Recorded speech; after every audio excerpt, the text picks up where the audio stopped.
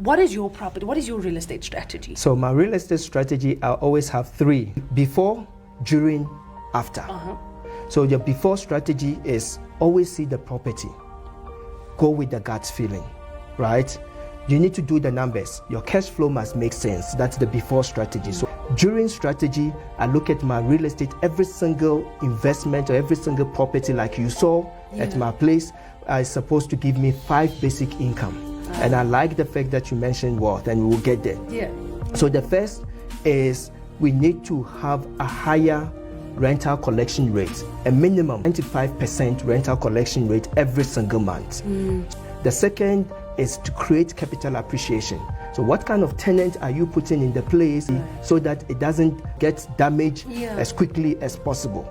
The third is how do I leverage off my property to invest? The fourth one is to profit from inflation. The last, which is the most important strategy, is how do you create generational wealth from that property? You now go to the after phase, which the after phase is your exit strategy. So what is my exit strategy? I don't buy properties to sell, I buy them to refinance those properties.